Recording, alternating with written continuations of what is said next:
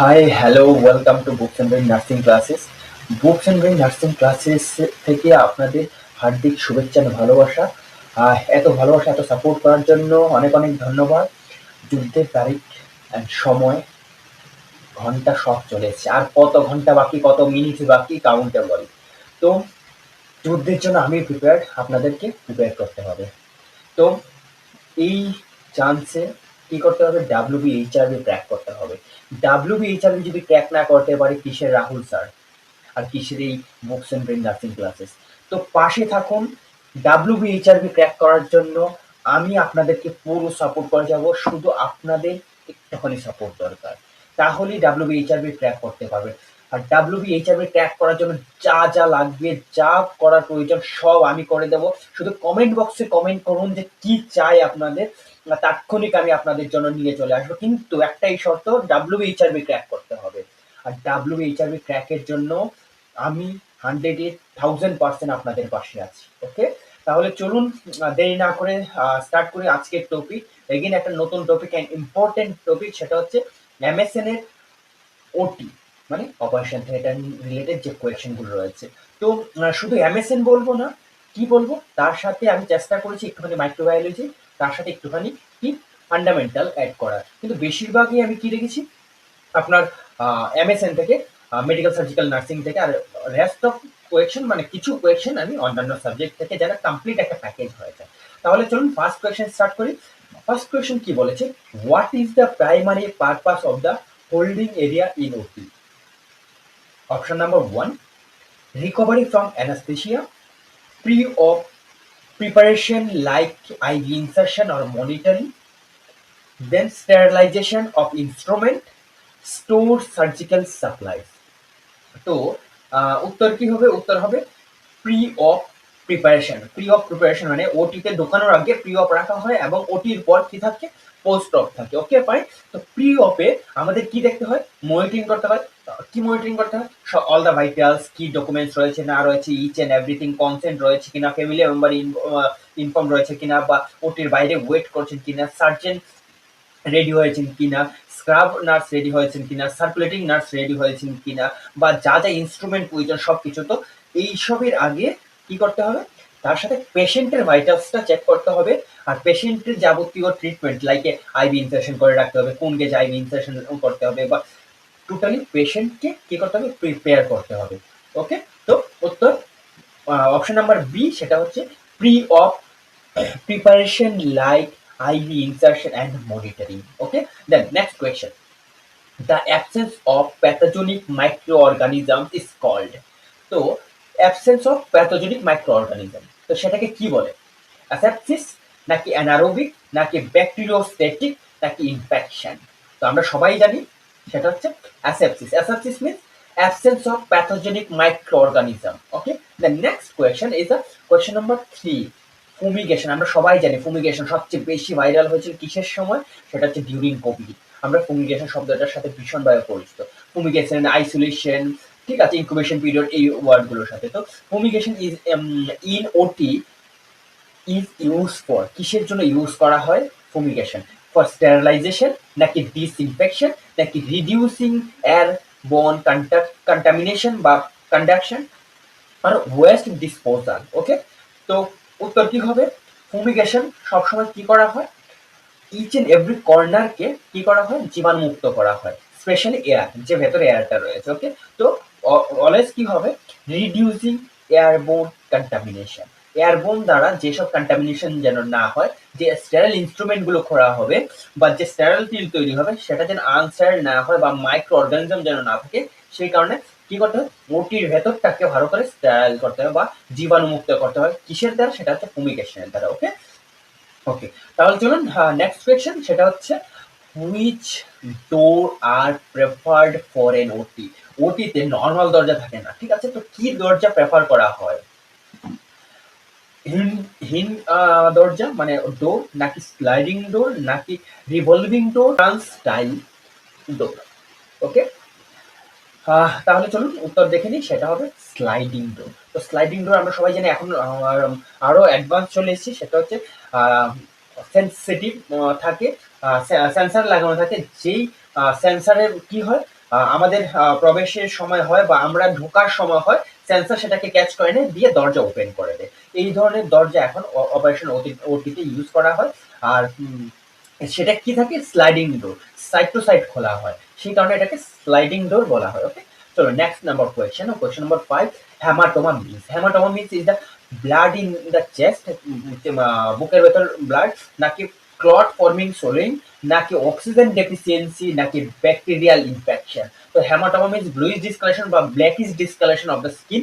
সেটা কিসের জন্য হয়, ব্লাড জমা হয়, কোথাও একটু চোট লেগেছে, তো পেরিফেরি যে আমাদের সার্কুলেশন রয়েছে সেগুলো রাপচার হয়ে গিয়ে সেই সারাউন্ডিং টিস্যুগুলোতে কি চলে আসে, ব্লাড চলে আসে। আর সবচেয়ে বেশি কখন হয়, সেটা হচ্ছে ডিউরিং আইভি ক্যানুলেশন বা ইনজেকশন, ওকে, বা ব্লাড ড্রয়ের সময়, তো সেটা হবে clot forming solvent. Okay, then next question, the suffix শব্দটা কি, the suffix ectomy, okay, the donate, তো ডিনোট অফ সাফিক্স ectomy সেটা কি, ওপেনিং নাকি কাটিং ইনটু, নাকি রিমুভাল, নাকি ভিউইং। তো উত্তর কি হবে চলুন দেখে নিই, সেটা হচ্ছে রিমুভিং। রিমুভিং কে বলা হয় suffix ectomy। Okay, next question, সেটা হচ্ছে normal flora refer to, is important question. Normal flora refers to, option number A, infectious organisation, sorry, organisms and harmless micro organisms, pathogen, নাকি ভাইরাসেস। তো একটাই উত্তর, সেটা হবে কি, হার্মলেস মাইক্রো অর্গানিজম। ফ্লোরা গুলো কি হয়, হার্মলেস হয়, হিউম্যান বডিতে কোনো এফেক্ট করে না, তার কোনো খারাপ প্রভাব নেই, সেই জন্য বলা হয়েছে harmless micro organisms. Okay, next question, the single most important technique to prevent infection is, তো প্রিভেন্ট ইনফেকশন করার জন্য বা ইনফেকশন প্রিভেন্ট করার জন্য কি করা হয়, স্টেরিলাইজেশন করা হয়, নাকি হ্যান্ড হাইজিন, নাকি অ্যান্টিবায়োটিক, নাকি isolation technique. The single most important technique always is the কি, হ্যান্ড হাইজিন। হ্যান্ড হাইজিন সবচেয়ে বেশি পরিমাণে কি করা যায়, হ্যান্ড হাইজিন মেনটেন করে ইনফেকশন কন্ট্রোল করা যায়। তো এই কোয়েশ্চেন উপর বেস করে আমি কিছু অপশন বলে দিই আপনাদেরকে, সেটা হচ্ছে আমাদের 5 টাইপ অফ হ্যান্ড হাইজিন রয়েছে, 5 মোমেন্টস অফ হ্যান্ড হাইজিন কি কি। ফার্স্ট হচ্ছে before touching the patient, after touching the patient, after doing before doing any clean and aseptic technique, and after touching patient surrounding, and after exposure of body fluid. এখন আসবে hand hygiene. তো hand হাইজিনের 3 টাইপের হয়, এক হচ্ছে routine যেটা alcohol based হয়ে থাকে, এক হচ্ছে মেডিকেল হ্যান্ড ওয়াশিং যেটা সোপ এন্ড ওয়াটার দিয়ে হয়ে থাকে, এন্ড হচ্ছে সার্জিক্যাল হ্যান্ড ওয়াশিং। ওকে, দেন এখন হচ্ছে যেটা অ্যালকোহল বেসড, সেটা হচ্ছে কি, routine hand washing. Routine hand washing timing কি রয়েছে, সেটা হচ্ছে 20 to 30 সেকেন্ড। আর কতগুলো স্টেপ রয়েছে অ্যাজ পার ডাব্লিউএইচও গাইডলাইন, সেগুলো হচ্ছে 8টা স্টেপ রয়েছে টোটাল। ওকে, দেন এগেন এসছে medical hand washing. Medical hand washing এর টাইম কি রয়েছে, 40 to 60 সেকেন্ড। কতগুলো স্টেপ রয়েছে, 11 step. Okay, then surgical hand washing. Surgical hand washing এর টাইমিং কি রয়েছে, সেটা হচ্ছে 3 to 5 minute surgical hand washing এর as per WHO guidelines. Okay, মাথায় রাখবেন বা নোট ডাউন করে রাখবেন। তো একটাই উত্তর, hand hygiene. Hand hygiene maintain করে আমরা কি করতে পারি, ক্রস ইনফেকশন কে প্রিভেন্ট করতে পারি। Okay, fine. What does suction control in OT help to reduce. তো সাকশন কন্ট্রোল যখনই আমরা কি হয়, যখন কাট করা হয়, যে ব্লিড হয়, সেটাকে সাক করা হয় বা সাকশন মেশিন দিয়ে সাক করা হয়। ওকে, তো সেখানে সাকশন মেশিনে কন্ট্রোল লাগানো থাকে, যে কত প্রেসারে আমি রাখবো, সেটা কেন, হোয়াট ইজ দ্য রিজন, তার হেল্প কি, কি হেল্প করে বা কি রিডিউস করতে হেল্প করে, সেটা কি ব্লিডিং, নাকি suctioning in the surgical pain, নাকি হিলিং টাইম। তো সেটা হবে স্যাক্রিশন ইন সার্জিক্যাল পেইন। তো আমরা যদি খুব প্রেসার ক্রিয়েট করি, সেখানে কি হবে, আরো বেশি উন্ড হবে, সেখান থেকে ব্লিড আরো বেশি হবে। তো আমরা কি করতে হবে, জেন্টলি সাকশন করতে হবে, একদম স্লোলি সাকশন করতে হবে ভালোভাবে। Okay, fine. Next question, aseptic technique primarily prevent.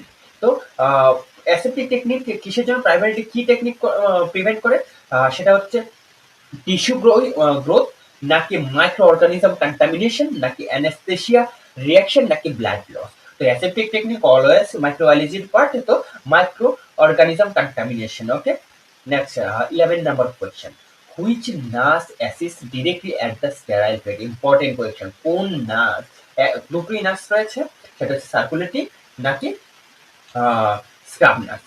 তো স্ক্রাব নার্স নাকি সার্কুলেটিং নার্স অ্যাসিস্ট করে ডিরেক্টলি কোথায় স্টেরাইল ফিড, লাইক কার সাথে, সার্জনের সাথে। ওকে, সেটা কি সার্কুলেটরি নার্স হবে নাকি অ্যানেস্থেটিক নার্স নার্স হবে নাকি স্ক্রাব নার্স হবে না রিকভারি নার্স হবে?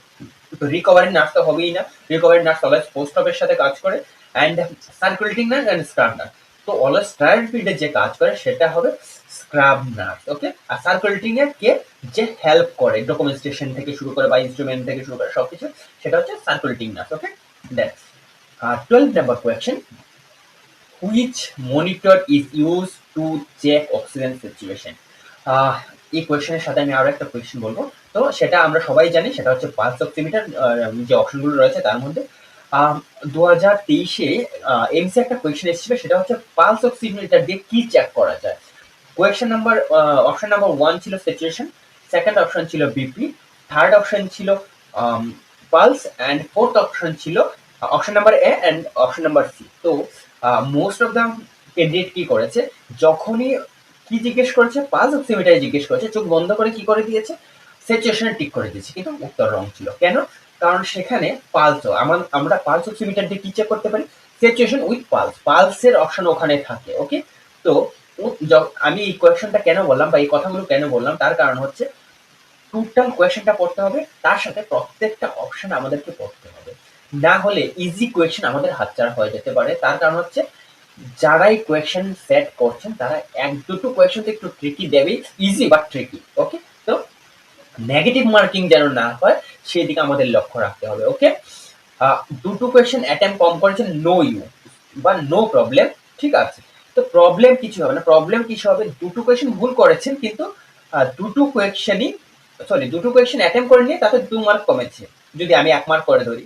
কিন্তু দুটো যদি ভুল করেন 2 মার্কও কমবে, তার নেগেটিভ মার্কও কমবে, মানে যে মূলধন ছিল সেখান থেকেও কি হবে, ডিডাকশন হবে। ওকে, তো ভুলেও যেন নেগেটিভ মার্কিং না হয়। চলো next question, question number 30, the draping in OT. তো ড্রেপিং যে করা হয় সেটা in OT done to the cover the instrument নাকি কুল দ্য রুম নাকি কমফোর্ট দ্য পেশেন্ট নাকি maintain the sterile field around the surgical site. তো surgical সাইটে কি করতে হবে, মেনটেন করতে হবে স্টেরাইল ফিল্ড নাকি কমফোর্ট দিতে হবে পেশেন্টকে, সেটা মানে কি, কিসের, ড্রেপিং এর। তো মানে একটাই হবে, maintain a sterile field around the surgical site.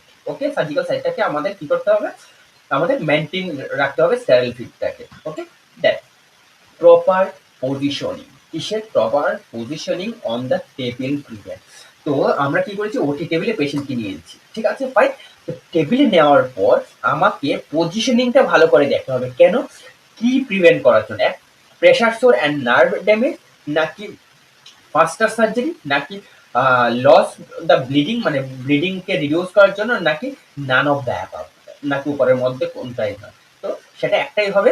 আর এই কোয়েশ্চেনটা related to long term surgery, যেগুলো 6 ঘন্টা 7 ঘন্টা 10 ঘন্টা চলে, সেই ধরনের ওটি। ওকে, লং টাইমে ওটিগুলো। তো সেম পজিশনে পেশেন্টকে শুয়ে রাখে কি হবে, যে পেরিফেরি সার্কুলেশন রয়েছে সেগুলো কাট ডাউন হয়ে যাবে, অ্যান্ড সোর হতে পারে, ইভেন নার্ভ ড্যামেজ হতে পারে। ওকে, তো আমাদের সেই কারণে কি করতে হবে, প্রপার পজিশনিং দিতে হবে, কিসের, টেবিলে, to prevent pressure sore and nerve damage. Then 15 number question, the functions of CSSD. CSSD function কি, সেটা কি স্টোর মেডিসিন, মানে মেডিসিন স্টোর করার জন্য, নাকি গাইড অ্যানেস্থেশিয়া, অ্যানেস্থেশিয়াকে গাইড করার জন্য, নাকি হোল্ড সার্জিক্যাল স্টাফ, নাকি sterilize the supply surgical instrument.